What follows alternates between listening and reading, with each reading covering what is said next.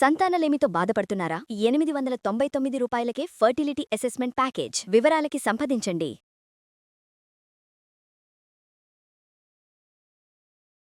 నమస్తే viewers. Diet పాటించడం చూసాం. డైట్‌తో పాటు ఎక్సర్సైజ్ చేస్తున్న వాళ్ళని చూసాం. అండ్ పోస్ట్ కోవిడ్ తర్వాత చాలామంది డైట్ చేంజ్ చేశారు. దానికి తగ్గట్టు ఎక్సర్సైజ్ కూడా స్టార్ట్ చేశారు. వెయిట్ కూడా లాస్ అవుతున్నారు. So, okay. All happies. ఇదంతా పక్కన పెడితే పాపం ఒక కేటగరీ ఆఫ్ పీపుల్ ఉన్నారు. ఒక సెక్షన్ పీపుల్ ఉన్నారు. వాళ్ళ గురించి ఎవరు పట్టించుకోవట్లేదని బాధపడుతున్నారు. డైట్ చేంజ్ చేశానండి. ఎక్సర్సైజు చేస్తున్నాను. కానీ నా వెయిట్ తగ్గట్లేదు అని. పాపం ఎంతమంది దగ్గర చూపిస్తున్నా వాళ్ళకి ఆ క్వెషన్ మార్క్ ఉండిపోతుంది. అంటే ఏంటి ఒక ఏజ్ తర్వాత వెయిట్ తగ్గలేమా? ఇవన్నీ మాట్లాడదాం. ఇవాళ మనతో ఉన్నారు సమతాతుల్లా గారు. MD in internal medicine and longevity expert. నమస్తే అండి. నమస్తే. So, as I said in my introduction, పాపం వాళ్ళని ఎవరు పట్టించుకోవట్లేదు. వాళ్ళ ఆవేదన ఎవరికీ అర్థం కావట్లేదు. అన్నీ చేస్తున్నానండి. నా పక్కావిడ నేను చేసిన రోజులే డైట్ చేసి 6 కేజీస్ తగ్గితే, నేను గ్రామ్స్‌లో కూడా తగ్గలేకపోతున్నాను. మీరు యాక్చువల్లీ రేజ్ చేసిన క్వెషన్ చాలా రిలవెంట్ ఇది. అంటే అందరూ similar kind of nutritional plan ఏమన్నా ఫాలో అయ్యి, same amount of exercise follow అయినప్పుడు ఒక గ్రూప్‌లో అందరం ఒకటేలాగా వెయిట్ లాస్ అవుతామా అనేది చూస్తే అందరికీ అది డిఫరెంట్. ఒకళ్ళకి పనిచేసిన డైట్ ఇంకొకళ్ళకి పనిచేయదు. ఒకరికి పనిచేసిన ఎక్సర్సైజ్ డ్యూరేషన్ ఇంకొకళ్ళకి పనిచేయదు. Other factors. అయితే ఇంకేవో ఫ్యాక్టర్స్ ఉన్నాయి. ఉట్టి డైట్, ఎక్సర్సైజ్ కాకుండా. అవేంటి? Third thing is non exercise activity thermogenesis. అంటే ఎక్సర్సైజ్ చెయ్యని టైంలో, అంటే మిగతా టైంలో మనం పడుకోకుండా ఉన్నప్పుడు, ఆ టైంలో మనం ఏం చేస్తున్నాం? ఇప్పుడు ఫర్ ఎగ్జాంపుల్ మనకి ఇట్లా కూర్చొని చేసుకునే జాబ్స్ ఉన్నాయనుకోండి. మార్నింగ్ ఎక్సర్సైజ్ చేసిన తర్వాత రిమైనింగ్ టైం అంతా కూర్చొనే ఉంటాం కదా! There is no calorie output. Calorie burn తర్వాత ఏం లేదు ఇంకా మార్నింగ్ చేసిన వర్కౌట్ తర్వాత. That is one factor. Maybe పక్కావిడ రెస్ట్ ఆఫ్ ద టైమ్ అంతా యాక్టివ్‌గానే ఉన్నట్టున్నారు. సో, దాన్నే ఓకే. మనం రెలెవెంట్‌గా స్టెప్ కౌంట్ ద్వారా చెప్తాం. రిమైనింగ్ టైమ్ కూర్చున్నప్పుడు ఆబ్వియస్లీ మనం నడవం కాబట్టి ఆ టైంలో స్టెప్ కౌంట్ ఉండదు.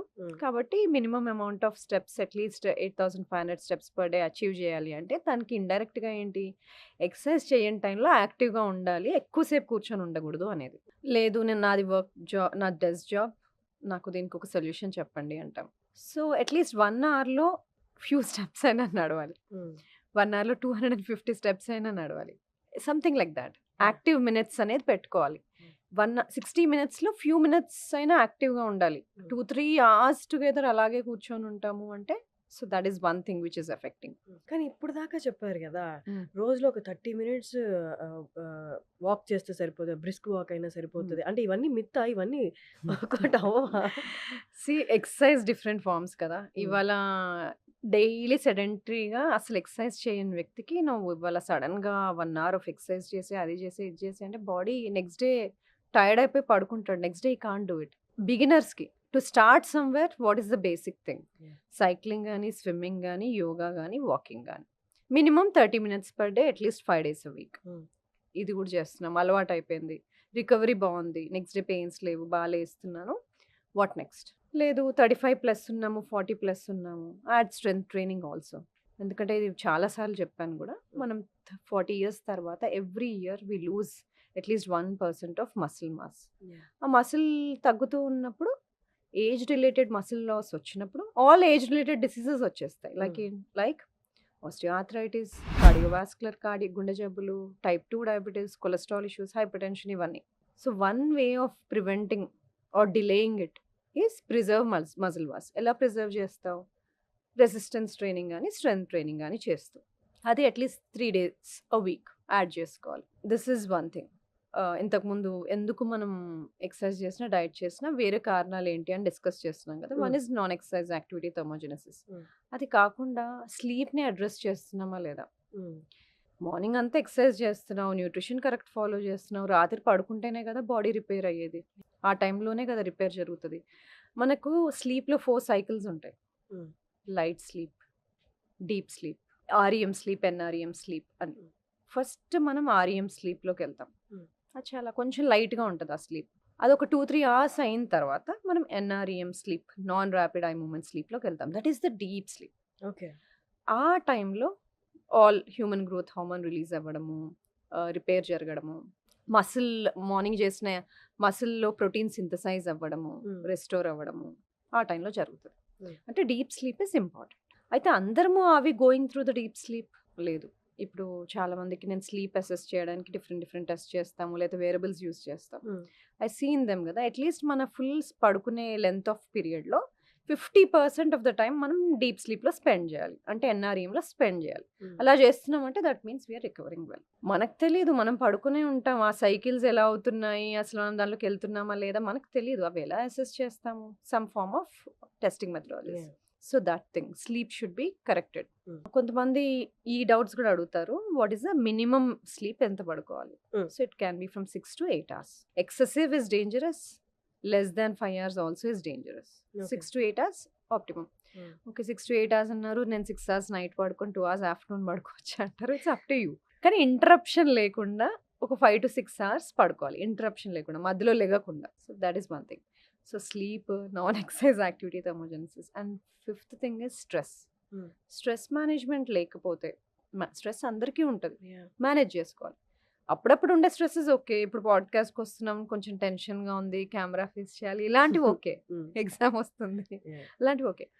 కానీ ఎవ్రీడే ప్రతి ఈవెంట్ని, ప్రతి మూమెంట్ని స్ట్రెస్ఫుల్గా తీసుకొని ఉండే వాళ్ళని And ఆ చూస్తూ stress ఉంటాం. కూడా prolonged stress ఉంటుంది. ప్రొలాంగ్ స్ట్రెస్, మీరు అన్నది Hmm. కరెక్ట్. అప్పుడప్పుడు వచ్చే stress fine. Hmm. Prolong stress, long term stress, క్రానికల్గా అసలు స్ట్రెస్లో ఉన్నప్పుడు, లైక్ ఫ్యామిలీ ఇష్యూస్ కానీ, ఫైనాన్షియల్ ఇష్యూస్ కానీ, వర్క్ రిలేటెడ్ క్రానిక్ స్ట్రెస్లో ఉన్నప్పుడు మనకి స్ట్రెస్ హార్మోన్ కార్టిజాల్ ఉంటుంది కదా, Hmm. అది రెగ్యులేట్ అవుతుంది. కానీ మనం క్రానిక్ స్ట్రెస్ ఉన్నప్పుడు అది కొంచెం ఎలివేట్ అవుతూ పోతుంది. అది ఎలివేటెడ్ కార్టిజాల్ మనకి బాడీకి మంచిది కాదు. Hmm. వెయిట్ గెయిన్ అవుతాము, డిప్రెస్డ్గా ఫీల్ అవుతాము, ఇలాంటివి ఉంటాయి. కాబట్టి stress management, Hmm. Sleep, non exercise activity, thermogenesis, NEAT Hmm. Also are important, Hmm. Along with food and exercise to Okay. Maintain healthy body weight. So ఇవి పాటించి చూస్తే మేబీ మీరు ఒక్కసారి వెయిట్ తగ్గే సూచనలు ఏమో కనిపిస్తాయేమో. అండ్ ఇంకొకటి ఇందాక అడుగుదాం అనుకున్నాను మీరు చెప్తున్నప్పుడు, వర్కౌట్ తర్వాత ఐ వాస్ టోల్డ్, అంటే నా యోగా టీచర్ చెప్పారు, ఫ్యూ అంటే జిమ్ మాస్టర్స్ కూడా చెప్పారు, ఇమీడియట్లీ ఆఫ్టర్ ఎక్సర్సైజ్ ఒక 15 to 20 minutes ఆర్ 15 minutes ఒక న్యాప్ తీసుకుంటే వెయిట్ లాస్ కానీ, లేకపోతే నువ్వు ఎందుకైతే వర్కౌట్ చేసావో మజిల్ బిల్డ్ కాదంటే అది ఎక్కువ హెల్ప్ అవుతుంది, ఇంకా ఫాస్ట్ అవుతుంది అని. How far this is true? స్లీప్తో మసిల్ రికవరీ అవుతుంది అన్నది డెఫినెట్లీ ట్రూ. ఇమీడియట్లీ కానీ అది ఇమ్మీడియట్ ఆఫ్ స్టడీస్ ఉన్నాయి, it is not showing so much difference. ఇమ్మీడియట్గా పడుకోవడానికి, నైట్ పడుకోవడానికి ఎక్కువ డిఫరెన్స్ చూపెట్టట్లేదు. అలాగే ప్రోటీన్ ఇంటేక్ కూడా, నువ్వు వర్కౌట్ చేస్తున్నావు, స్ట్రెంథనింగ్ ఎక్సర్సైజ్ చేస్తున్నావు అంటే adequate protein, at least 1.2 grams per kg body weight తీసుకోవాలి అట్లీస్ట్. ఎందుకంటే ఆ మసిల్ రికవర్ అవ్వాలి కదా, you are using muscle to strength train. So protein consumption కూడా ఇంతకుముందు within half an hour తీసేసుకోవాలి protein intake, then only will rebuild, అలాంటి concepts ఉండేవి. But now it is not anymore true, ఎందుకంటే ఎవ్రీడే సైన్స్ ఇస్ ఎవాల్వింగ్, కొత్త studies వస్తూనే ఉంటాయి. So ఇప్పుడు లేటెస్ట్ స్టడీస్ ప్రకారం ప్రోటీన్ విత్ ఇన్ 1 hourలో తీసుకోవాలని లేదు, within 24 hours of your exercise you should be consuming the protein that is needed. ఇంతకుముందు మనం చెప్పినట్టుగా. అలాగే నాప్ కూడా, if you're covering it in the night time, well fine. ఒకవేళ నైట్ టైం కరెక్ట్గా లేదు అంటే that you can take a nap after your workout or in the afternoon. Okay. ఇమీడియట్‌గా యోగా చేసిన తర్వాత మన చేత శవాసనం వేస్తారు కదా! Is that also related to this? That is to cool down. Not అంటే కూల్ డౌన్ అండ్ బ్లడ్ ఫ్లోని ఇంప్రూవ్ చేయడానికి, పెరిఫరల్ మనం యూజ్ చేసిన మసిల్స్ అన్నిటికీ బ్లడ్ ఫ్లో ఇంప్రూవ్ చేసి, పెరిఫరల్ అంటే ఆర్మ్స్, లెగ్స్ అంతా కూడా వార్మ్ అయిపోయి కామ్ డౌన్ అయిపోతాం. దిస్ కూల్ డౌన్ ప్రతి exercise, any kind of exercise ఏది చేసినా cool down, stretches are important. కొన్నిసార్లు హడావిడిగా వర్కౌట్ చేసేసి కూల్ డౌన్ అవ్వకుండా హడావిడిగా వర్క్ కోసం అలా వెళ్ళిపోతాం, అలా చేయకూడదు. సేమ్ థింగ్ బిఫోర్ ఆల్సో, ముందు కూడా వార్మప్ చేయాలి సో దట్ బ్లడ్ ఫ్లో అడిక్వేట్గా ఉంటుంది మసిల్స్లోకి, and then you will be able to do the workout. Same thing after workout also you should cool down. ఈ మధ్య కాలంలో రిలేషన్షిప్లో ఉన్న వాళ్ళు కానీ, వర్క్లో ఉన్న వాళ్ళు కానీ, లేదా కొన్ని professions they need it, shouting అనేది, ఎక్కువ గొడవలు పడుతూ ఉండడం అనేది, డస్ దట్, అంటే మీరు లాజివిటీ ఎక్స్పర్ట్ కాబట్టి, shouting leads to ageing, is that true? స్ట్రెస్ఫుల్గా ఉండడం డెఫినెట్లీ లీడ్స్ టు ఏజింగ్. స్ట్రెస్ని అందరు విధాలుగా చూపెడుతుంటారు. పార్ట్నర్స్ మీద అరవడం, పార్ట్నర్స్ మీద అరవడం కానీ, చిరాగ్గా ఉండడం కానీ, మూమెంట్‌లో ఉండకపోవడం, మైండ్‌ఫుల్‌గా లేకపోవడం. ఎప్పుడు ఇక్కడ ఉన్నప్పుడు నెక్స్ట్ ఏంటి దాని గురించి ఆలోచించడం గానీ, దాని గురించి హడావిడి పడడం గానీ, హ్మ్. ఇది సరిగ్గా కరెంట్ సినారియోలో లేకపోవడం హ్మ్. మైండ్‌ఫుల్‌గా ఇలాంటివి చూస్తూ ఉంటాం.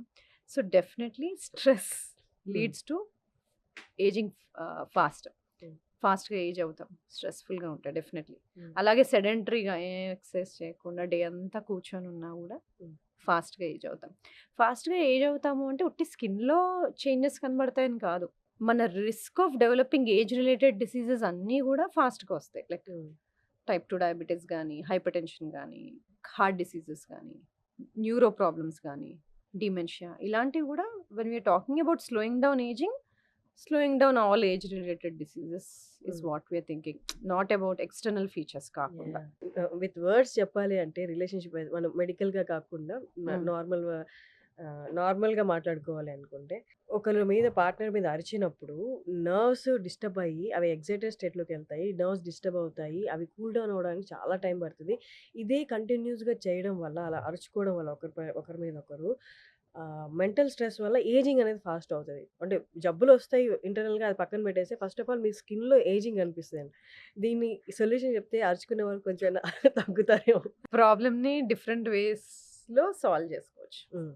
సో, అరుచుకోవడం అనేది it's somebody's way of solving a problem. కానీ is it really solving a problem? We don't know. So, అందుకని ఏంటి ప్రయారిటీస్ తెలియాలి. ప్రాబ్లమ్ సాల్వ్ అవ్వాలా? ఇప్పుడు అరిచేస్తే నాకు కోపం తగ్గుతదా? హ్మ్. అంటే ప్రయారిటీ అక్కడ కోపం తగ్గించుకోవడమా? ప్రాబ్లమ్ సాల్వ్ చేసుకోవడమా? We should prioritise. యాహ్! చాలా సార్లు ప్రయారిటీస్ పక్కన పెట్టేసి అప్పటికప్పుడు we try to gain mental satisfaction. Okay. ఇది చేసేసాను. ఇప్పుడు యాహ్! అరిచేయాలి, అరిచేసాను. That is just to satisfy somebody's ego or whatever. But doing all that first of all most of the problems don't get solved. Hmm. కానీ additional stresses కదా! The more stress you are giving it to your body it will show on everything. హ్మ్. గట్‌లో గూడా, మైండ్‌లో గూడా, on your skin, on everything. My next question. ఇంతకుముందు వరకు అందరూ పాటించేవాళ్ళు. ఎంత క్యాలరీస్ కౌంట్ చేసుకొని తీసుకోవడం, ఎంత క్యాలరీస్ బర్న్ చేస్తున్నాం అనేది ఇమ్మీడియేట్‌గా చెక్ చేసుకుంటూ ఉంటారు. అలాగే కార్బ్స్ కౌంట్ కూడా. ఇవాళ నేను ఎంత కార్బ్స్ తీసుకున్నాను అని. ఇవి కాకుండా ఇంకేమైనా ఫ్యాక్టర్స్ ఉంటాయా? అంటే ఇవి 2 నేను కంట్రోల్‌లో పెట్టుకున్నాను. నేను కాలిక్యులేటెడ్‌గా ఉన్నాను అన్నా కూడా వెయిట్ తగ్గట్లేదు. అంటే ఇంకేదైనా ఎక్స్‌టర్నల్ ఫ్యాక్టర్ ఇంకేదైనా అదర్ ఫ్యాక్టర్స్ ఉంటాయా?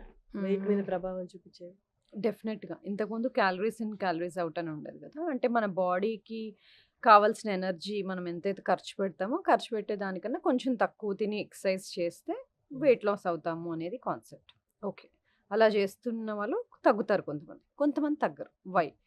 సో, దీంట్లో కొన్ని సినారియోస్ ఉంటాయి. సో, ఇంతకుముందు చెప్పినట్టుగా స్లీప్‌ని ఆహ్, అడ్రెస్ చేయాలి. సెకండ్ థింగ్ కొంతమందికి న్యూట్రిషన్ డెఫిషియన్సీస్ ఉంటాయి. హ్మ్. అవి కరెక్ట్ చేయాలి. ఫర్ ఎగ్జాంపుల్ ఐరన్ డెఫిషియన్సీ, బి12 డెఫిషియన్సీ, డి డెఫిషియన్సీ అంటే డైరెక్ట్‌గా ఈ డెఫిషియన్సీస్ వల్ల వెయిట్ గెయిన్ అవుతదని చెప్పట్లేదు. హ్మ్. ఈ డెఫిషియన్సీస్ వలన చాలా వరకు మెటబాలిజంలో ఇష్యూస్ ఉంటాయి కాబట్టి వాళ్ళు వెయిట్ తగ్గలేకపోతారు కాబట్టి న్యూట్రిషన్ డెఫిషియన్సీస్ కరెక్ట్ చేయాలి. ఇంకొంతమందిలో స్లీప్ ఎందుకు కరెక్ట్ చేయాలి అన్నానంటే వెన్ క్రానికల్‌గా కొంతమందికి స్లీప్ షెడ్యూల్స్, స్లీప్ సైకిలే ఉండదసలు. ఇవాళ 9 అయితే రేపు 12, ఎల్లుండి 2:00 మళ్ళీ మర్నాడు 10 పీఎం అలా డిఫరెంట్ డిఫరెంట్ టైమ్ స్కెడ్యూల్స్‌లో పడుకునేవాళ్ళు. హ్మ్. క్రానికల్‌గా స్లీప్ డెఫిసిట్‌లో తక్కువ స్లీప్‌లో ఉండే వాళ్ళకి జరిగే కొన్ని హార్మోనల్ చేంజెస్ గురించి చెప్తాను. మనకి మెలనిన్ అనేది చాలా ఇంపార్టెంట్. స్లీప్ అంటే మనము మెలుకుండడము, పడుకోవడము అనే ఒక బ్యాలెన్స్‌ని క్రియేట్ చేస్తది హ్మ్. మెలటోనిన్. సో, ఆ లెవెల్స్ పాడైపోతాయి. హ్మ్. స్లీప్ సైకిల్ కరెక్ట్‌గా షెడ్యూల్ చేసుకోనప్పుడు. హ్మ్. అది గాకుండా మనకి లెప్టిన్, రెలిన్ అనే 2 హార్మోన్‌లుంటాయి. వాటి పనేంటంటే తిన్నప్పుడు కడుపు నిండింది అని మనకెలా తెలుస్తదంటే లెప్టిన్ వలన. యాహ్! అలాగే రెలిన్ అనేది హంగర్ హార్మోన్. హ్మ్. ఈ 2 ఉంటాయి బాడీలో. వాటికో బ్యాలెన్స్ ఉంటది. ఈ స్లీప్ షెడ్యూల్ పోయినప్పుడు వాటిలో బ్యాలెన్స్ కూడా పోతది. పోయినప్పుడు హుహు. లెప్టిన్ లెవెల్స్ తగ్గడము, సో తిన్నా గూడా కడుపు నిండిందని తెలియకపోవడం, హ్మ్. ఇంకొన్ని రోజుల తర్వాత లెప్టిన్ రెసిస్టెన్స్ రావడం, అలాగే ఈటింగ్ బిహేవియర్స్ చేంజ్ అవ్వడం, craving for more refined foods, craving for unhealthy foods అలాంటివి రావడం. సో, హ్మ్. ఈటింగ్ బిహేవియర్స్ చేంజ్ అవ్వడం, దీనివల్ల వెయిట్ గెయిన్ అవ్వడం ఇలాంటివి జరుగుతాయి. హ్మ్. ఇవి కాకుండా స్లీప్‌తో కార్టిజాల్, ఇన్సులిన్ కూడా రిలేటెడ్ ఉంటది. సో, అవన్నిటి వల్ల గూడా మెటబాలిజం ఇష్యూస్ ఒస్తాయి. మన ఫుడ్ ఎనర్జీగా ఎలా వాడుకుంటాం అనేవి చేంజ్ అయిపోతాయి. సో, సింపుల్‌గా అనిపిస్తది స్లీప్ చాలా రిలేటెడ్ అని గానీ, ఇన్ని హార్మోన్స్ దెబ్బతింటాయి కాబట్టి, స్లీప్ కరెక్ట్‌గా పెట్టుకుంటే all of these hormones fall in place. So కానీ that is other important thing. కానీ చాలా మందికి నిద్రలేమి ఉన్న వాళ్ళ పర్సంటేజ్ రోజు రోజుకి ఎక్కువైపోతుంది. Reasons whatever may be the reasons. స్ట్రెస్సా, ఫ్యామిలీ స్ట్రెస్సా, ఏదైనా అవ్వచ్చు. నిద్రలేమి ఎక్కువైపోతుంది. దానికి వాళ్ళు ఎక్స్టర్నల్‌గా, ఓరల్‌గా టాబ్లెట్స్ తీసుకుంటున్నారు. ఓరల్‌గా టాబ్లెట్స్ తీసుకొని నిద్రపోవడం వల్ల అంటే మీరు చెప్పిన మెకానిజం అంతా ప్రాపర్‌గా వర్కౌట్ అవుతదా? లేకపోతే ఓరల్‌గా తీసుకోవడం వల్ల ఎక్స్‌ట్రా ప్రాబ్లమ్స్ వస్తాయి? కొంతమందికి స్లీపింగ్ పిల్స్ పెట్టవలసి వస్తుంది. సో స్లీపింగ్ ఇష్యూస్ ఉన్నాయి అంటే కొంతమందికి అబ్స్ట్రక్టివ్ స్లీప్ యాప్నియా ఉండొచ్చు, అది అడ్రస్ చేయాలి. హ్మ్. కొన్ని స్లీపింగ్ డిజార్డర్స్ ఉంటే అవి అడ్రస్ చేయాలి.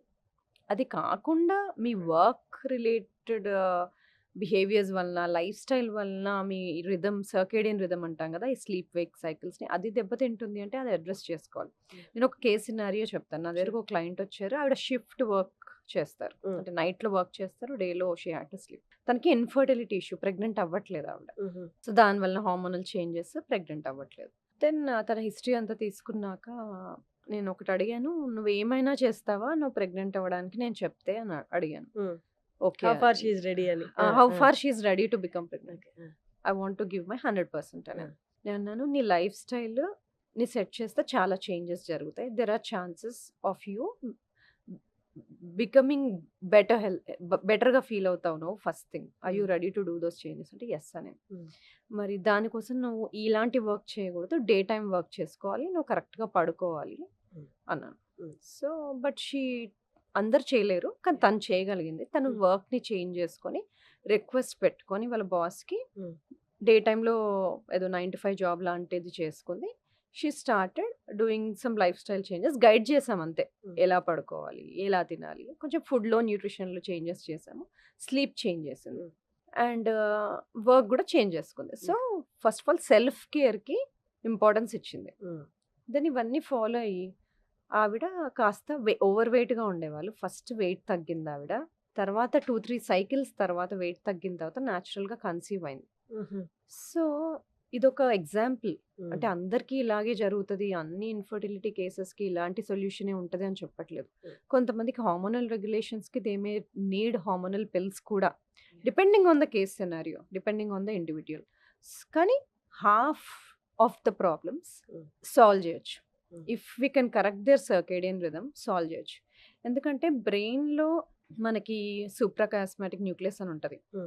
అదేంటంటే ఇన్ఛార్జ్ అనమాట. బ్రెయిన్లో ఒక క్లాక్ ఉంటుంది. మనకి ఎలా తెలుస్తుంది బాడీకి డే టైం లెగాలి, నైట్ టైం పడుకోవాలి అనేది? ఆ క్లాక్ మన బాడీ మెకానిజమ్స్ని అలైన్ చేసి ఈ టైంలో హార్మోన్స్ రిలీజ్ చేయాలి, ఈ టైంలో తక్కువ రిలీజ్ చేయాలి, ఈ టైంలో వేక్ఫుల్గా ఉంచాలి, ఈ టైంలో బాడీని పడుకోబెట్టాలి అనే ఒక మెకానిజం ఉంటుంది. సో ఇన్ని రోజులు మనకు ఆ బాడీ క్లాక్ ఉంటుందని తెలుసు. ఇప్పుడు న్యూ రీసెర్చ్ ఏంటంటే పెరిఫరల్గా లివర్, ప్యాన్క్రియాస్, కిడ్నీ, వీటన్నిటికి కూడా వాటికి సెల్ఫ్ దేనికి దానికి క్లాక్స్ ఉంటాయి అని తెలిసింది, డైజెషన్కి కూడా. సో ఆ క్లాక్స్ దీని ఇన్ఫ్లుయెన్స్లో పనిచేస్తాయి. సో నైట్ టైం మనం పడుకున్నప్పుడు మన బాడీ కోర్ టెంపరేచర్ తగ్గాలి, అది బాడీ హార్ట్ రేట్ డ్రాప్ అవ్వాలి, రెండు అవ్వాలి. అయినప్పుడు మనం ఎక్కువ ఇంతకుముందు డిస్కస్ చేసినట్టుగా మనం ఎన్ఆర్ఈఎం స్లీప్లో, డీప్ స్లీప్లో బాగా స్పెండ్ చేస్తాం. అందుకనే food 2 to 3 hours before your bed time తినాలి అంటాం. ఎందుకంటే హార్ట్ రేట్ తక్కువకి వెళ్ళిపోవాలి అంటే your digestive system should finish digestion. అన్ని ఆర్గన్స్ వాటి పనులు అవి చేసేసి రిలాక్స్ మోడ్లోకి వెళ్ళిపోతే బాడీ నిజంగా రిలాక్స్ మోడ్లోకి వెళ్తుంది. కాబట్టి టెంపరేచర్ డ్రాప్ అవ్వాలి, హార్ట్ రేట్ డ్రాప్ అవ్వాలి. సో టెంపరేచర్ డ్రాప్ కొంతమందికి కొన్ని ఇష్యూస్ వల్ల డ్రాప్ అవ్వకపోవచ్చు. మన బెడ్ మ్యాట్రెస్ ఉంటుంది కదా, అది బాగా హీటెడ్గా వామ్గా ఉండడం, రూమ్ వామ్గా ఉండడం, వాటి వల్ల మనము కోర్ టెంపరేచర్ తగ్గదు. సో అవి ఇష్యూస్ సెట్ రైట్ చేసుకోవాలి. రూమ్ కూల్గా ఉంచుకోవడం, వెంటిలేషన్ బాగా ఆడేలాగా పెట్టుకోవడం, మ్యాట్రెస్ ఎక్కువ హీట్గా ఉంచకపోవడం, ఎక్కువ దుప్పట్లు కప్పేసుకొని వేడిగా పెట్టుకోకపోవడం, ఇలాంటివి చేసుకుంటే బాడీ రూమ్ కోల్డ్గా పెట్టుకొని కోర్ టెంపరేచర్ అప్పుడు తగ్గుతుంది. సో ఇలాంటి సింపుల్ చేంజెస్ చేసుకుంటే చాలా డిఫరెన్స్ వస్తుంది. సో మనం ఎక్స్టర్నల్గా ఏమేమి జాగ్రత్తలు తీసుకోవాలో వెయిట్ లాస్ గురించి మాట్లాడుకుందాం. మెయిన్ ఫ్యాక్టర్ ఇప్పుడు గట్ హెల్త్. అర్థం కాని వాళ్ళకి ఏంటంటే మన పొట్టలో ఉన్న బ్యాక్టీరియా మెయింటైనింగ్, అంతేనా? అలా అయినా చెప్పొచ్చు. సో గట్ హెల్త్ అనేది ఎలా directly affecting skin and weight loss? Okay, so గట్లో మనకి బ్యాక్టీరియా ఉంటాయి, ఫంగై ఉంటాయి, వైరసెస్ ఉంటాయి, ఇవన్నీ ఉంటాయి. వీటిని గట్ మైక్రోబయోమ్ అంటారు. ఇవి సర్టెన్ లెవెల్స్‌లో ఉంటే మనకు బెనిఫిషియల్. దాని అవసరానికి మించి ఎక్కువగా ఉంటే అవి మనల్ని హార్మ్ చేస్తాయి ఎక్కువుంటే. ఆ ఇంబాలెన్స్‌లోకి వెళ్ళినప్పుడు మనం ఈ వర్డ్ యూజ్ చేస్తాం. గట్ డిస్బయోసిస్ అని. అయితే బ్యాలెన్స్‌లో ఉన్నప్పుడు గట్ మైక్రోబయోమ్ అది మనకి ఏం చేస్తది? డైజెషన్‌కి హెల్ప్ చేస్తది. ఫుడ్ తినగానే అదంతట అది ఊరికే ఎంజైమ్స్ వల్ల, స్టమక్ వల్ల డైజెస్ట్ అవ్వట్లే. గట్ హ్మ్. బ్యాక్టీరియా హెల్తీగా ఉంటే డైజెస్ట్ అవుతుంది. తిన్న ఫుడ్‌లో నుండి ఎనర్జీని తీసి పెడతది మనకి. తినే ఫుడ్‌లో నుండి మనకి షార్ట్ చైన్ ఫ్యాటీ యాసిడ్స్ అని తయారు చేసి పెడతది. మనకి న్యూట్రియంట్స్ కొన్ని అబ్జార్బ్ చేసి పెడతది. అలాగే గట్ ఇంటిగ్రిటీ అంటే గట్ నీట్‌గా ఉండి, గట్‌లో ఉన్న ఫుడ్ ప్రొడక్ట్స్ బ్లడ్‌లోకి వెళ్ళిపోకుండా హ్మ్. సో, గట్ లేయర్‌ని ప్రొటెక్ట్ చేస్తది. ఇమ్యూనిటీని ఇస్తది. అలాగే మన బ్రెయిన్‌కి కావాల్సిన హ్యాపీ కెమికల్స్ డోపమైన్, సెరటోనిన్ అనేది ఒక 80% మన గట్‌లోనే తయారవుతది. హుహు. అది తయారవ్వడానికి గట్ బ్యాక్టీరియానే హెల్ప్ చేస్తది. అంటే హ్మ్. అది క్వైట్‌గా ఉన్నట్టు ఉంటది గానీ, మనకి ఇన్ని పనులు చేసి పెడతది. అందుకే so, butterflies in my stomach అంటారా? ఎప్పుడైనా ఎక్సైట్ అయినప్పుడు? యాంగ్షియస్‌గా ఉన్నప్పుడు ఆ! Butterflies in your stomach. So, gut and brain are directly related. Okay. అదొక్కటే గాదు. Gut is related to all other things. Hmm. Hmm. So, బాడీలో ఇన్‌ఫ్లమేషన్ లేకుండా మనల్ని కూల్ డౌన్ చేసి పెడుతుంది. ఇవన్నీ చేస్తది. హ్మ్. సో, దాన్ని ఫీడ్ చేయడానికి ఆ గట్ బ్యాక్టీరియా హెల్తీగా ఉండాలంటే వాటికి సరైన ఫుడ్స్ మనం ఇవ్వాలి. వాటిని ప్రీబయోటిక్స్ అంటాం. సో, ఈ ప్రీబయోటిక్స్ అనేవి వెజిటబుల్స్‌లో ఉంటది. గ్రెయిన్స్‌లో ఉంటది. రైస్‌లో ఉంటది. బనానాస్‌లో ఉంటది. ఆనియన్స్‌లో ఉంటది. హ్మ్. ఆకుకూరలు. సో, ఈ ప్రీబయోటిక్స్ అన్నీ ఇచ్చినప్పుడు వాటికి ఫుడ్ లాగనమాట. వాటిని డెస్ట్రాయ్ చేయకుండా కూడా ఉండాలి. ఆ ఇంబాలెన్స్ చేయకుండా ఉండాలి. ఆ ఇంబాలెన్స్ ఎందుకు అవుతున్నాయి ఈ మధ్య ఎక్కువ శాతం? షుగర్ వల్ల. హుహు. Sugar is not very good for them. Sugar వల్ల. Hmm. Refined foods, trans fatty acids బాగా నూనెలో వేయించిన పదార్థాలు. కొన్నిసార్లు గ్లూటెన్ ఇప్పుడు జెనెటికలీ మోడిఫైడ్ వీట్ ఏదైతే ఉందో, హ్మ్. ఆ మోడిఫైడ్ వీట్‌లో గ్లూటెన్ కంటెంట్, గ్లైడిన్ కంటెంట్ పెరిగి అది అన్‌సూటబుల్‌గా తయారవుతుంది. మనకి. హ్మ్. హ్మ్. దానివల్ల. సో, వీటి వలన ఇవి ఎక్కువ కన్జ్యూమ్ చేయడం వల్ల ఇంబాలెన్స్‌లోకి ఎళ్తుంది. అయితే మరి ఇట్లా ఇంబాలెన్స్ వచ్చినప్పుడు ఒక ప్రోబయోటిక్ ఏసుకుంటే సరిపోతదా? అని హ్మ్. అందరూ అడుగుతారు. అంత సింపుల్‌గా ఉంటే బావుండును. ఎందుకంటే మనకు ట్రిలియన్స్ ఆఫ్ బ్యాక్టీరియా ఉంటాయి. హుహు. ఒక సింగిల్ ప్రోబయోటిక్ కొంతమందికి పనిచేస్తది. కొంతమందికి పనిచేయదు. ఓకే. ఎందుకు అంటే చాలా రకాలుంటాయి. దానిలో కామన్‌గా ఇంపార్టెంట్‌వి ఒక 4, 5 చెప్తాను. లాక్టోబాసిల్లస్ అంటాం. హ్మ్. అది చాలా వరకు మనకి ఇబ్బందులున్నప్పుడు, గట్ ఇష్యూస్ ఉన్నప్పుడు మనం వేసుకుంటాం. హ్మ్. సో, వెంటనే అది ఇమ్యూనిటీ ప్రొవైడ్ చేస్తది. గట్ ఇంటిగ్రిటీ అన్నాం కదా! గట్ లేయర్‌ని ప్రొటెక్ట్ చేస్తది. హ్మ్. అలాగే బైఫిడోబాక్టీరియం అంటాం. తినే ఫుడ్‌లో నుండి ఎనర్జీ ఎక్స్ట్రాక్ట్ చేస్తది హ్మ్. బాక్టీరాయిడ్స్ అంటాం. అవి మనం తినే ఫుడ్‌లో నుండి షార్ట్ చైన్ ఫ్యాటీ యాసిడ్స్ ఇంతకుముందు చెప్పాను కదా! హ్మ్. అవి తయారు చేస్తది. వాటి పనేంటి? బాడీలో ఇన్‌ఫ్లమేషన్ తక్కువ చేసి, కామ్ డౌన్ చేసి, మన బ్లడ్ వెసెల్స్‌ని హెల్తీగా పెడతది. ఓకే. అది. ఇంకోటి యాకర్మన్సియా అంటాం. యాకర్మన్సియా ఏం చేస్తది? మన మెటబాలిజంని, మన గ్లూకోజ్ రెగ్యులేషన్‌ని బ్యాలెన్స్ చేస్తది. ఇంకోటి ఫికాలిబాక్టీరియం ప్రాట్స్నిట్సే అంటాం. హ్మ్. అది కూడా మన ఫ్యాట్ మెటబాలిజంని కరెక్ట్‌గా పెడతది. గట్ ఎపిథీలియంని హెల్తీగా ఉంచుతది. ఇలా నేను కొన్నే చెప్పాను. అలా చాలా ఉంటాయి. సో, ఈ 4, 5 థింగ్స్‌కి 4, 5 డిఫరెంట్ థింగ్స్ చెప్పాను కాబట్టి అందరికి ఒకటే రకమైన ప్రోబయోటిక్ సూట్ అవ్వకపోవచ్చు. హ్మ్. సో, గట్‌ని రీసెట్ చేయాలి అంటే సింపుల్‌గా ఒక పిల్లేసుకుంటే సరిపోదు. దానికి కావాల్సిన ఫుడ్ ఇవ్వాలి. అవసరం లేని ఫుడ్ తీసేయాలి. గట్ హీల్ అవ్వటానికి కావాల్సిన వేరే న్యూట్రాస్యూటికల్స్ కానీ అది ఇవ్వాలి. వాటికి కావాల్సిన ఎన్వైర్న్‌మెంట్‌ని ప్రొవైడ్ చేయాలి. సో, ఇవి చేసినప్పుడు మనం గట్‌ని రీబాలన్స్ చేసుకోవచ్చు. గట్ హెల్తీగా లేదు అనడానికి నేను విన్నది, but you tell me how far this is true. Gut ప్రాపర్‌గా లేదు. గట్ హెల్త్ ప్రాపర్‌గా లేదనడానికి మెయిన్ మెడ మెడపాటు నల్లగైపోద్ది.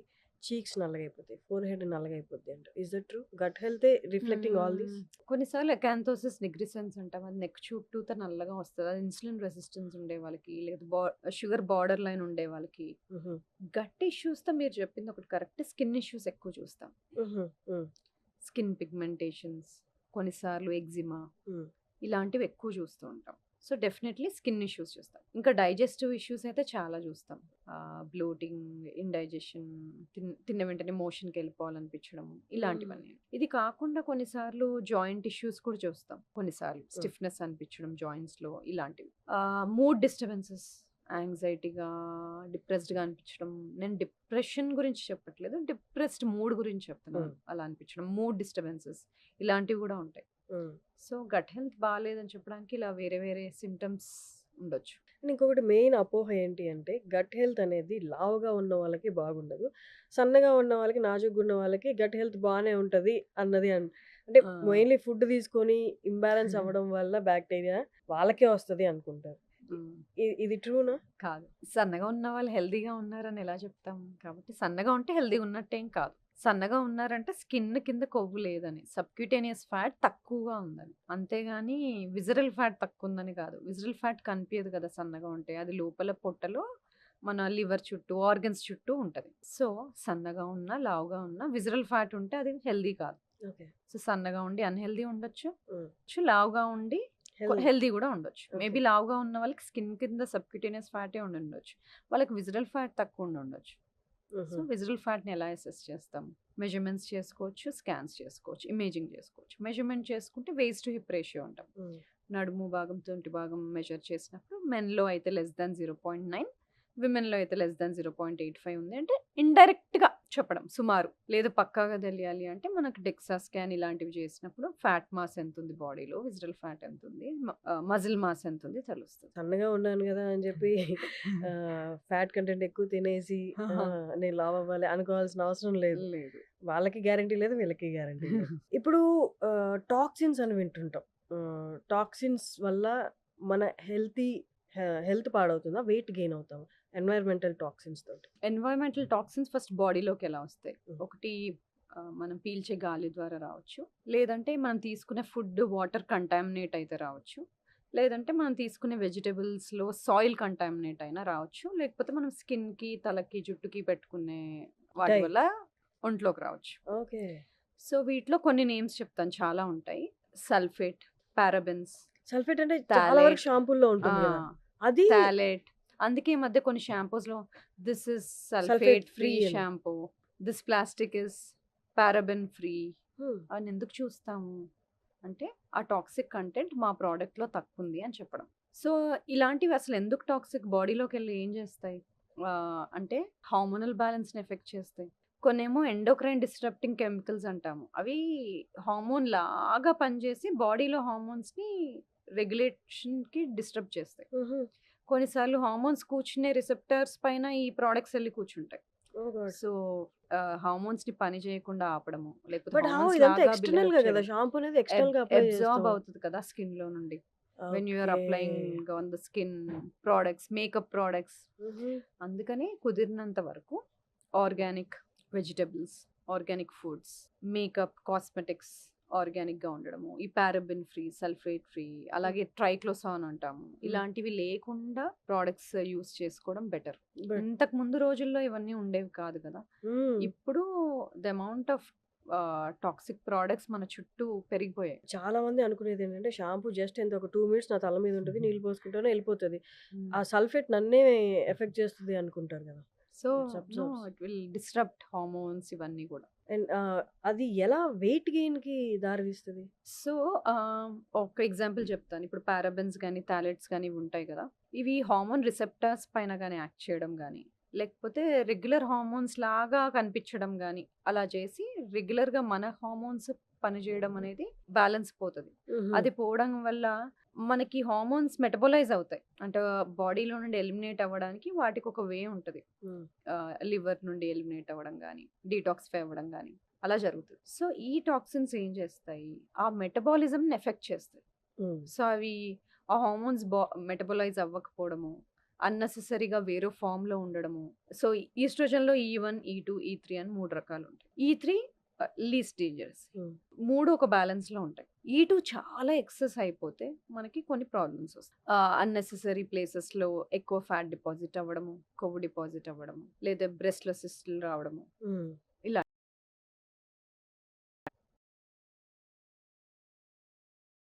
నార్మల్ హార్మోన్ లెవెల్స్ ఎఫెక్ట్ అవుతాయి. హ్మ్. నార్మల్‌గా హార్మోన్స్ ఎలిమినేట్ అయ్యే విధంగా ఎలిమినేట్ అవ్వవు.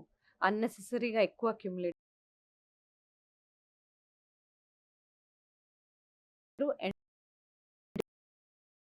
అని వచ్చింది. ఎండోక్రైన్ అంటే హార్మోన్. హ్మ్. హార్మోన్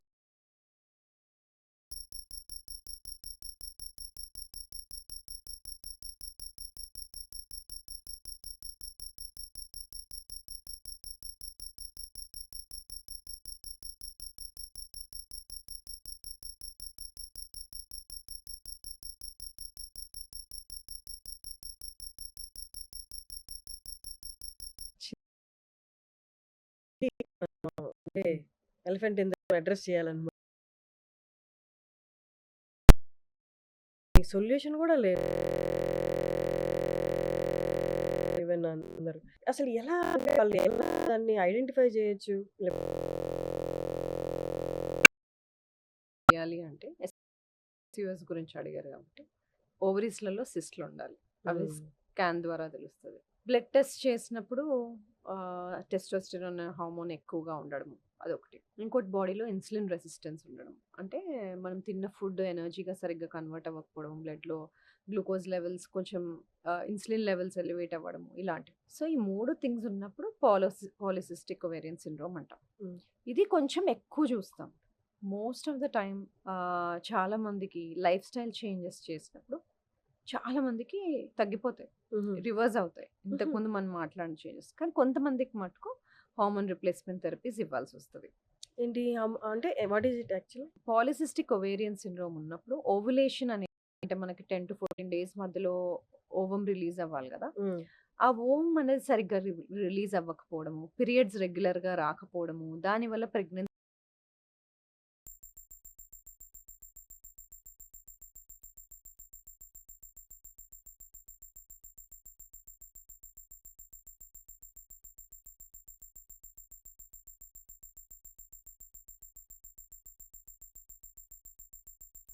కరెక్ట్‌గా పనిజేయాలి. సో, హ్మ్. వీళ్ళకి ఆ ఓవం రిలీజ్ అవ్వని వాళ్ళకి హ్మ్. ప్రెగ్నెన్సీ ప్లాన్ చేస్తున్న వాళ్ళకి ఓన్లీ లైఫ్ స్టైల్ చేంజెస్ చేసుకుంటాను. నేను డాక్టర్ దగ్గరికి వెళ్ళను అని అనడానికి లేదు. హ్మ్. హ్మ్. సో, పీసీఓఎస్ సస్పెక్ట్ చేస్తుంటే మీకు ఇలాంటి సింప్టమ్స్ ఉంటే లైక్ రెగ్యులర్‌గా సైకిల్స్ రావట్లేదు. లేదు ప్రెగ్నెన్సీ ట్రై చేస్తున్నారు గానీ అవ్వట్లేదు. ఇలాంటివి ఏవైనా ఉన్నప్పుడు మీ గైనకాలజిస్ట్‌ని, ఎండోక్రైనాలజిస్ట్‌ని హ్మ్. కలవడం చాలా ఇంపార్టెంట్. మొత్తం లైఫ్ స్టైల్ చేంజెస్‌తోనే అన్ని ప్రాబ్లమ్స్‌కి సొల్యూషన్ వస్తదని ఉండదు. 50% of the time situation improve అవుతది. యాహ్! కానీ అడిషనల్ కొంచెం పర్సెంటేజ్ ఏదైతే హెల్ప్ కావాలో, ఎక్స్‌టర్నల్‌గా థెరపీస్ తీసుకోవాలో అవి తీసుకోవాల్సొస్తది. న్యూట్రిజెనోమిక్స్ అంటే ఏంటి? ఈ రోల్ ఏంటి విమెన్ హెల్త్‌లో? న్యూట్రిజెనోమిక్స్ అంటే మన డీఎన్ఏ అనలైజ్ చేసినప్పుడు అది మన ఫుడ్ ఎలా ఇన్‌ఫ్లుయెన్స్ చేస్తుంది? మన బాడీలో ఎంజైమ్స్ సఫిషియెంట్‌గా ఉన్నాయా లేదా? మనకు పర్టిక్యులర్ న్యూట్రియంట్ డెఫిషియన్సీస్‌కి మనం ఏమైనా ఎక్కువ రిస్క్‌లో ఉన్నామా? హుహు. ఎక్కువ డిసీజ్ రిస్క్ ఏమైనా ఉందా? ఎటువంటి మెడిసిన్స్ ఎక్కువగా పనిచేస్తాయి? ఇవన్నీ తెలుస్తాయన్నమాట. ఫర్ ఎగ్జాంపుల్ కొంతమందికి కొన్ని ఎంజైమ్స్ కరెక్ట్ అడిక్వేట్ లెవెల్స్‌లో ప్రొడ్యూస్ అవ్వవు. Hmm. Because of the gene modification వల్ల. హుహు. ఎస్ఎన్‌పి అనే వర్డ్ ఒకటి యూజ్ చేస్తాం. న్యూక్లియోటైడ్ పాలిమార్ఫిజం అని. Single nucleotide polymorphism. అంటే జీన్స్‌లో కొన్ని తరహా మార్పులు జరిగినప్పుడు ఎంజైమ్ ఉండాల్సినంత లెవెల్‌లో లేకపోవడం, ఇన్‌సఫిషియెంట్ లెవెల్స్‌లో ఉండడము, డిక్రీజ్ లెవెల్స్‌లో ఉండడం ద్వారా కొన్ని న్యూట్రియంట్స్ కరెక్ట్‌గా ప్రొడ్యూస్ అవ్వవు. కొన్ని న్యూట్రియంట్స్ లెవెల్స్ కరెక్ట్‌గా ఉండవు. సో, హ్మ్. అలాంటి వాటికి కొంచెం న్యూట్రిషన్ ఫుడ్ ద్వారా గానీ, సప్లిమెంట్ ద్వారా గానీ వాళ్ళకి స్పెషల్‌గా ఎక్కువ కాలం ఇవ్వాల్సుంటది. ఓకే. సో, ఇలాంటి ఒక డిఫరెన్స్ జెనెటిక్‌గా తెలుసుకోవడం మనం న్యూట్రిజెనోమిక్స్ అంటాం. అంటే okay. Effect of jeans on food and okay. Effect of food on jeans. So, ఇది విమెన్‌లోనే గాదు, మెన్‌లో గూడా ఈక్వల్లీ ఇంపార్టెంట్. హుహు. సో, ఇప్పుడు కొంతమందికి చూస్తే బయోటిన్ ప్రొడ్యూస్ అయ్యే ఎంజైమ్స్ కొంతమందికి తక్కువగా ఉంటాయి. సో, వాళ్ళకి బయోటిన్ ఎక్కువగా ఉండే ఫుడ్స్ హ్మ్. లేకపోతే కొన్నిసార్లు సప్లిమెంట్స్ ఇవ్వాల్సుంటది. హుహు. So, this is one example. హ్మ్. సో, అలాగా న్యూట్రియంట్స్ మన బాడీలో తక్కువగా ఉంటున్నాయి అంటే వాటికి జెనెటిక్ కాజ్ ఏమైనా ఉందా? హ్మ్. జెనెటికల్లీ డీఎన్ఏలో చేంజెస్ ఏమైనా ఉండి అవి కరెక్ట్ తరహాలో యాక్టివేట్ అవ్వట్లేదా? ప్రొడ్యూస్ అవ్వట్లేదా? అనేది తెలిసినప్పుడు మనం వాళ్ళకి గైడెడ్ న్యూట్రిషన్ ఇవ్వగలుగుతాం. హ్మ్. దీన్ని న్యూట్రిజెనోమిక్స్ అంటాం. ఈ ఈ మధ్య రీసెంట్‌గా చాలామంది సెలబ్రిటీస్ దీన్ని ఆప్ట్ చేసుకోవడం చూసాను. మీరు చెప్పండి హౌ ఫార్ అంటే ఇది అందరికి సూటబులే కదని. డైరెక్ట్ న్యూట్రి సప్లిమెంట్సా? లేకపోతే వైటమిన్ సప్లిమెంట్స్ డైరెక్ట్ ఆహ్, అదే సెలైన్ లాగా ఐవీలో ఎక్కిచ్చేసి ఎక్కిచ్చేసుకోవడం. ఆ! హ్మ్. అది అందరికి సూటబులా? Is that safe? IV nutrition ఇస్తున్నప్పుడు వాళ్ళకి డెఫిషియన్సీస్ ఏమైనా ఉన్నాయా? అవి తెలుసుకోవడం ఇంపార్టెంట్. ఇంకోటి ఏంటి? What is the goal? Hmm. ఎందుకు తీసుకుంటున్నారు? To improve certain things. So, goal ఏంటి? న్యూట్రిషన్ మీకు ఇంబాలెన్స్డ్‌గా ఉందా? Hmm. Are you are unable to get that to oral vitamins. కొన్నిసార్లు డెఫిషియన్సీస్ ఉన్నప్పుడు ఓరల్ వైటమిన్స్ సూటబుల్‌గా లేదు, గట్ హెల్త్ సరిగ్గా లేదు, అబ్జార్ప్షన్ సరిగ్గా లేదు, లేకపోతే చాలా డెఫిషియెంట్‌గా ఉంది, ఇమ్మీడియేట్‌గా కరెక్ట్ అయిపోవాలి, చాలా టైం దీని మీద వేస్ట్ చేసుకోవడానికి లేదు. ఇలాంటి డిఫరెంట్ ఫ్యాక్టర్స్ మీద ఓకే. ఐవీ న్యూట్రిషన్ ఇవ్వాల్సి ఉంటుంది. ఐవీ న్యూట్రిషన్‌లో చాలా న్యూట్రియన్స్ ఉంటాయి, మినరల్స్ ఉంటాయి. Depending on the need, what is the need అన్న దాన్ని బట్టి మనం ఆ పర్టిక్యులర్ వైటమిన్స్ ఆర్ న్యూట్రియన్స్ చూస్ చేస్తాం. ఓకే. సో, అందరికీ ఒకటే సూటబుల్లా అంటే మే నాట్ బి. హ్మ్. సో, కొంచెం చేంజెస్ చేసుకోవాల్సి ఉంటుంది. సో, ఏదైనా దాని కన్సర్న్ డాక్టర్‌నైతే కన్సల్ట్ చేసి తీసుకోవాలి. నార్మల్‌గా చాలా చోట్ల చూసేస్తున్నాము. అంటే డాక్టర్స్ ద్వారా కాకుండా హ్మ్. సప్లిమెంట్స్ పెట్టేయడం. హ్మ్. మేబీ దే షుడ్ గో కదా! దానివల్ల డాక్టర్‌ని ఎఫెక్ట్స్